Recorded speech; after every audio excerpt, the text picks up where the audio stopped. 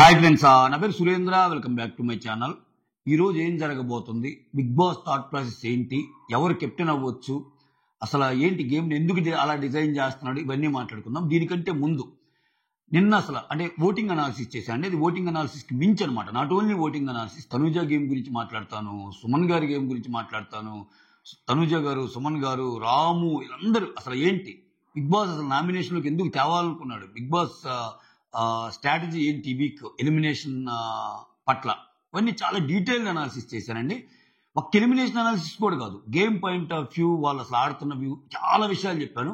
ఇది ఎందుకంటే చిన్న వీడియోని, అప్డేట్స్ వీడియో కాబట్టి అది మళ్ళీ సైడ్ అయిపోద్ది. సో మీకు తెలుసు కదా, మనకు వచ్చే వ్యూస్ అంతంత మాత్రం కాబట్టి జస్ట్ గట్టిగా ఒక లైక్ బటన్ కొడితే మీరు నా వీడియోని ఎలాగో మనకి మన వీడియోస్ రీచ్ అయ్యేదే తక్కువ. మన దరిద్రం ఏంటంటే నోటిఫికేషన్స్ కూడా వెళ్ళటం లేదు. చాలా మందికి కంప్లైంట్ వస్తుంది, నోటిఫికేషన్స్ అసలు రావటం లేదండి, ఎత్తుక్కొని చూడాల్సి వస్తుంది మీ వీడియో అని. ఇంకా తప్పదు అంతే. సో మనకు అంత రీచ్ లేదు కాబట్టి ప్రాబ్లీ సజెస్ట్ చేయటం లేదేమో యూట్యూబ్ కూడా. బట్ నేను వీడియో పెట్టగానే మన సేమ్ నేమ్తో ఉన్న ఇన్స్టాగ్రామ్లో స్టోరీస్లో పెడతాను, చెక్ చేసుకోండి. Okay, yes. కానీ ఒక లైక్ కొట్టి అయితే స్టార్ట్ చేయండి. నిన్న గేమ్ నుంచి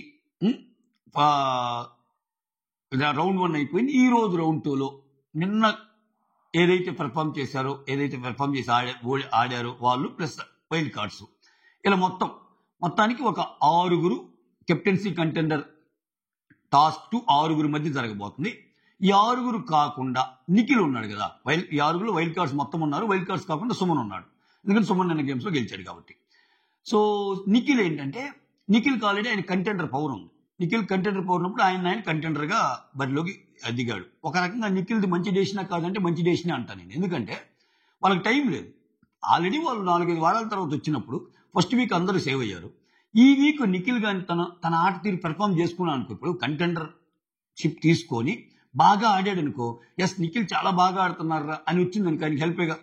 సో ఖచ్చితంగా ఆయన వాడుకోవడంలో తప్పు లేదు. ఆల్రెడీ 2-3 వాడేశారు. రమ్య ఫుడ్ వాడేసింది, తర్వాత ఇతనేమో ఇది వాడేశాడు.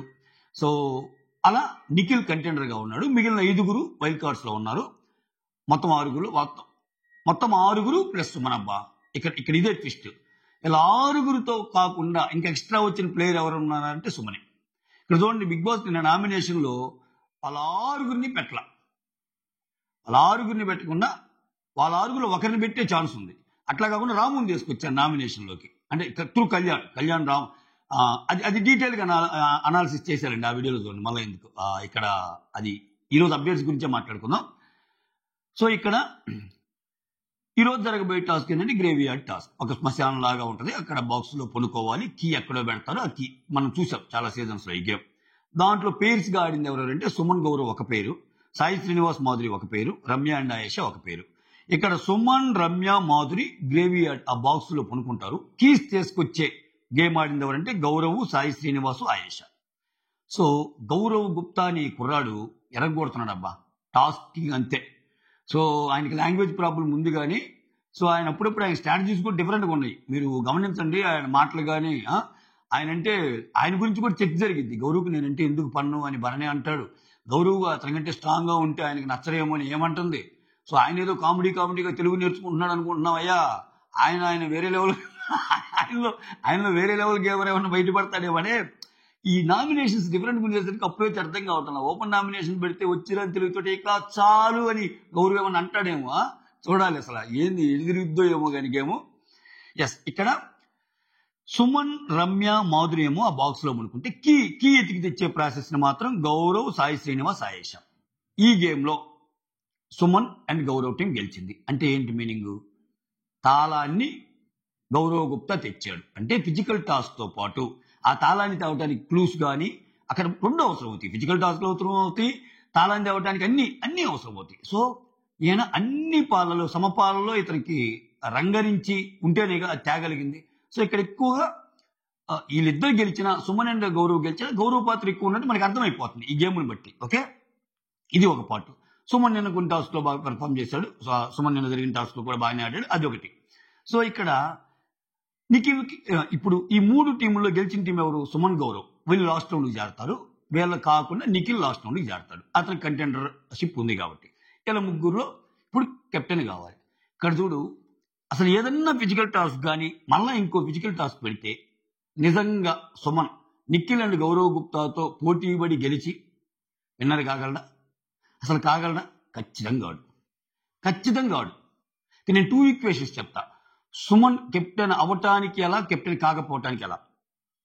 సుమన్ కెప్టెన్ కాకపోయినా పర్లేదు, సుమన్ గేమ్స్ ఆడుతున్నాడు అని ప్రూవ్ చేయాలి. మరి సుమన్కి అంత ఓటింగ్ వచ్చి అసలు ఏమి చేయకపోతే బాగోదు అని బిగ్ బాస్ అనుకొని సుమన్ ఇంకో వారాలు ముందుకు తొయ్యాలి అంటే ఇలా ఉంటే కాదు.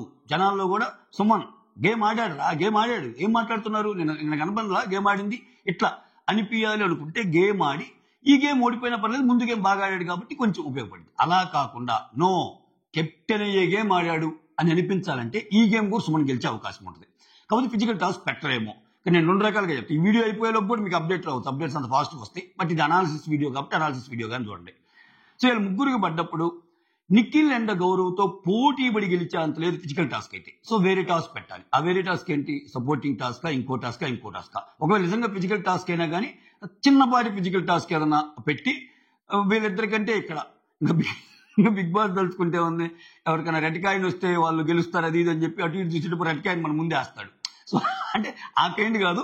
సుమన్ వీళ్ళిద్దరిలో పోటీ పడి గెలవాలంటే కష్టం కాబట్టి ఏదో ఫిజికల్ టాస్క్ పెట్టినా ఆయన గెలవడానికి అనుకూలంగా ఉన్న టాస్క్ పెట్టాలి, లేకపోతే సపోర్టింగ్ టాస్క్ పెట్టాలి. సపోర్టింగ్ టాస్క్ పెట్టినప్పుడు మిగిలిన వాళ్ళందరూ కలిసి సుమన్కి ఓటు వెయ్యలేదనుకో, సే ఫర్ ఎగ్జాంపుల్ ఇప్పుడు ఉన్న వీళ్ళందరూ, ఖచ్చితంగా అది బ్యాడ్ రిమార్క్ అయ్యింది. ఏది వైల్డ్ కార్డ్స్ కాకుండా మిగిలిన వాళ్ళకి. ఎందుకంటే ఆయన వైల్డ్ కార్డ్సే అంతలా నమ్మి లాస్ట్ టైం సపోర్ట్ చేసినప్పుడు మీరు ఇంట్లో ఉండే వాళ్ళు నమ్మటం లేదా అన్నట్టు వస్తుంది. సుమన్ అంటే ఒక చిన్న చూపులాగా వస్తుంది. సుమన్ కంటే వాళ్ళిద్దరు ఎక్కువ, ఎందుకంటే వాళ్ళిద్దరు వైల్డ్ కార్డ్స్, మీరు ఇక్కడ గేమ్ ఆడారన్న ఇది కూడా వస్తుంది. సో దానికోసమైనా సపోర్టింగ్ టాస్క్ పెడితే సుమన్కి ఇచ్చే ఛాన్సెస్ ఎక్కువ. ఓకే, ఎలాగూ ఈ వైల్డ్ కార్డ్స్ లో కూడా ఈ ఓడిపోయిన వాళ్ళు ఉంటారు కదా, ఇంకా ఒకవేళ ఓటింగ్ లో పార్టిసిపేట్ చేస్తే ఆల్రెడీ అవి చెప్తుంటది రమ్య, నాకు సుమన్ అంటే చాలా ఇష్టం మీ ఇంట్లో అది ఇదని. సో సుమన్కి దక్కే అవకాశం ఉంటుంది ఎక్కువ ఓట్లు. సో అలా పడితే సుమన్ ఈజీ కెప్టెన్ అవుతాడు. సో నెక్స్ట్ లెవెల్కి వెళ్ళిపోతాడు. సో అది ఒక ఉద్దేశంగా కనిపిస్తుంది. ఎందుకంటే వీళ్ళిద్దరితో ఫిజికల్ టాస్క్ అని ఖచ్చితంగా ఆయన చేయలేడు. ఆ 2 జిమ్ము పాడేరు, ఏనాడు ఆడగలరు వాళ్ళతోటి, నిఖిల్ అని గౌరవ్ గుప్తా తోటి. సో అలా ప్లాన్ చేసి ఉండొచ్చు. లేకపోతే ఇక్కడ సుమన్ ఆడినట్టు చూపించాలి, ట్రై చేస్తున్నాడు, బట్ అట్లీస్ట్ ట్రై చేశాడు, కెప్టెన్ మాత్రం వేరే వాళ్ళు చేయాలి అనుకుంటే మళ్ళా ఒక కైండ్ ఆఫ్ పెద్ద ఫిజికల్ టాస్క్ పెట్టి గౌరవ్ గుప్తా నిఖిల్లో ఒకరు అవ్వాలి. సో ఇక్కడ నేనేమంటా అంటే ఇంకా ఎక్కువ ఛాన్సెస్ ఇచ్చినట్టు పోద్దేమో, దానికోసమైనా సుమన్ని గెలిపించొచ్చేమో, ఆ అప్డేటే రావచ్చేమో అనిపిస్తుంది. Of course I may be wrong also, నేను రాంగ్ కూడా కావచ్చు నా థాట్ ప్రాసెస్. నేను ఎందుకు చెప్తున్నా అంటే ఫస్ట్ 1 వీక్ వాళ్ళకి ఏం లేవు, నామినేషన్ లేరు. సెకండ్ 1 వీక్ సరిపడా ఎవరికి వాళ్ళు కెప్టెన్సీ కంటెండర్ బ్యాచ్ ఒకరికి ఉంది, ఒకరు ఎలిమినేషన్ నుంచి తప్పించే ఉంది, ఇంకోరేమో నామినేషన్లోకి ఇమ్యూనిటీ పవర్ ఉంది, ఇన్ని ఉన్నాయి. సో ఈ పవర్లతోటి వీళ్ళాడి గెలిస్తే సో నెక్స్ట్ ఇంకొక వీక్ ఇది కొంచెం ఏదన్నా ఆర్డ్గా పోద్దేమో సో అన్నట్టు ఆలోచిస్తే అట్లా చేయొచ్చు. ఇంకొకటి ఏం చేయొచ్చు అంటే గౌరవ్ గుప్తాకి ఛాన్స్ ఉందేమో నిఖిల్తో పోల్చుకుంటే అనిపిస్తుంది నాకు. ఎందుకంటే గౌరవ్ గుప్తా గేమ్స్ బాగా ఆడుతున్నాడు, తెలుగు నేర్పించారు ఆయనకి, ఎవరు ఎటువంటి వాళ్ళు తెలుసుకున్నాడు. సో ఇటువంటిప్పుడు ఆయన స్కిల్స్ ఎలా ఉన్నాయో చూస్తే ఆయన వల్ల కొంచెం గొడవలు వచ్చేటట్టే ఉన్నాయి. గొడవలు అసలు స్టార్టింగే గొడవ వచ్చింది. ఆయన బాల్ ఫస్ట్ ఏమో ఆడదాం దాన్ని ఏముంది ఎవరికి వాళ్ళకి ఇచ్చేస్తానని చెప్పి, తర్వాత చూస్తేనేమో ఆయనే ఆడాడు ఫిజికల్గా గట్టిగా. సో అట్లానే ఆయన డెసిషన్ మేకింగ్ ఎలా ఉంటుంది, వచ్చి రాని తెలుగుతో ఇల్లు మొత్తం మెయింటైన్ చేయటం అంటే అక్కడ ఒక ఫన్ క్రియేట్ అయ్యింది. ఆయన ఏం చేస్తాడో ఏంటో గొడవలు అట్లా. సో అది కూడా అనిపిస్తుంది. ఇలా ముగ్గురు ఇంకా సుమన్ తర్వాత ఏదైనా ఛాన్స్ ఉంది అంటే గౌరవ్ గుప్తా చేయొచ్చు. ఇక్కడ గేమ్స్ పరంగా మాట్లాడుతున్నా, నేను బిగ్ బాస్ థాట్ ప్రాసెస్ పరంగానే మాట్లాడుతున్నా. సో ఇంకా నిఖిల్ కంటే ఇంకా ఆల్రెడీ ఆయన కెప్టెన్సీ కంటెండర్ టాస్క్ ఏదైతే ఒక ఛాన్స్ ఇచ్చాడో ఆ ఛాన్స్ మీద కంటెండర్ అయ్యాడు ఆయన. సో ఆ ఛాన్స్ మీదే గెలిస్తే అంత బాగా పోదు షో. అంటే ఆయనకి ఇచ్చాడు, ఆ షో ఆయన చేయటానికే ఇచ్చారు, అయిపోయాడు అన్నట్టు అని వస్తుంది. సో దానివల్ల నిఖిల్ కొంచెం అవ్వకుండా ఉండటానికే chances are very high.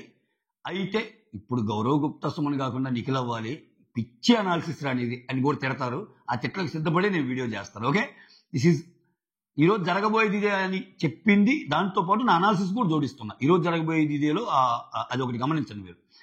So ఇక్కడ సుమన్ కానీ కెప్టెన్ అయ్యాడు అనుకో, నవ్వులు పువ్వులే ఇంకా. ఎందుకంటే ఇంకా పక్క ఇమ్మాన్యుల్ రెడీగా ఉంటాడు.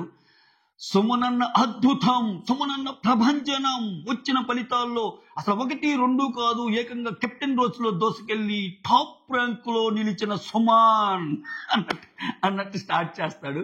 సో ఇంకా సుమన్ యొక్క ఐడియాస్ ఎలా ఉంటాయి, ఎవరితో ఎలా బిహేవ్ చేస్తాడు, నేను కెప్టెన్ అయితే ఎలా ఉంటాడు, లేకపోతే ఈ వీక్ వరకు కొంచెం సుమన్ నెక్స్ట్ వీక్ ఏదైనా హెల్త్ రీజన్ చెప్పి పంపించాలన్నా, లేకపోతే ఇంకోటి చెప్పి పంపించాలన్నా, కెప్టెన్ అయితే బ్యాడ్ అవుతాడు కదా, ఇటువంటి ఏమన్నా సరే ఇది టూ మచ్ థాట్ ప్రాసెస్ అండి.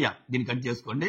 సో లేదు అంత దూరం వెళ్ళాలి. ఎందుకంటే సుమన్కి ఓటింగ్ ఉందబ్బా, నాకు అనిపిస్తుంది ఏంటంటే సుమన్కి ఓటింగ్ ఉంది. ఆ ఓటింగ్కి తగ్గట్టు ఆయన ఆట కనపడాలంటే ఆయన గేమ్స్ ఆడాలి. కెప్టెన్ అందరి నోళ్ళు మూపించడానికి కెప్టెన్ అనేది ఒకటి ఇదేగా. నేను కెప్టెన్ అయ్యాను, నేను ఆడకుండా అయ్యానా అన్నట్టు అనొచ్చు రేపు ఆయన అయితే. సో ఆ ఛాన్స్ సుమన్కి ఇవ్వటం వల్ల ఇంకా ఇంట్లో ఫన్ క్రియేట్ అయిపోద్ది. సో సుమన్ ఎలా చేస్తాడు ఏంటి అనేది ఒకటి అర్థమైపోద్ది. సో సుమన్ ఖాళీగా ఉండి గేమ్స్ ఆడటం, ఖాళీగా ఉండి ముందుకెళ్ళటం లేదు, ఆయన కూడా గేమ్స్ ఆడగలడు అన్న పాయింట్ని ప్రూవ్ చేయాలనుకుంటున్నాడా బిగ్ బాస్. ఎందుకంటే ఇప్పుడు వాళ్ళకు వచ్చే ఓటింగ్తో సంబంధం లేకుండా వాళ్ళకి బయట ఇమేజ్ ఉన్నప్పుడు ఏంటంటే కొంచెం డిఫరెంట్గా ఆలోచించే ఇది ఉంటుంది. అట్లా కాకుండా ఇప్పుడు చూడండి, నిన్న ఫ్లోరా సేని గారు సపోర్ట్ ఇచ్చారు బయటికి రాగానే, ఓట్ ఫర్ సుమన్ అన్న అని. ఇంకా సుమన్ గారి దాంట్లో అది వేసుకున్నారు, థ్యాంక్ యూ ఫ్లోరాజీ అది ఇదని. సో ఆయనకున్న సపోర్ట్ ఆయనకి పడుతుంది. ఆయనకి మామూలుగా ఆయనకి ఎవరు ఓట్ బ్యాంక్ లేదు, ఆయన individual vote bank, cross voting తక్కువ ఆయనకి. కానీ ఫ్లోరా ఓటింగ్ అంత యాడ్ ఉన్నప్పుడే మాకు వల్లేదు ఓటింగ్. ఆ ఓటింగ్ ఇంకెంత యాడ్ అయ్యింది కానీ జస్ట్ చెప్తున్నా. సో ఆయన ఓట్ బ్యాంక్కి అనుగుణంగా ఒక క్యాండిడేట్ని ఉంచాలంటే దానికి తగ్గ గేమ్స్ కూడా ఉండాలిగా. సో దాంట్లో ప్రయత్నంగా సుమన్తో ఆడిచ్చి సుమన్ కెప్టెన్ చేయబోతున్నారేమో అన్నట్టు నా ప్రాసెస్. సో అందరూ వాళ్ళు పెట్టి ఒక్క క్యాండిడేటే నుంచి వచ్చినప్పుడే కొంచెం తడుతుంది ఆడ్ మ్యాన్ అవుట్ లాగా. సుమన్ కెప్టెన్ చేసే ఛాన్స్ ఎక్కువ ఉందేమో అని చూద్దాం. ఒకవేళ చేయకపోతే చెప్పే కదా, గౌరవ్ గుప్తాని కూడా చేసే అవకాశం ఉంది. బట్ మ్యాక్సిమం సుమన్కి అవకాశాలు ఉన్నాయి ఏమో అన్నట్టు కొడుతుంది నాకు తప్పైనా కావచ్చు, జస్ట్ కొడుతుంది అంతే. Okay, that's all. Thank you so much. Signing off, me Surendra.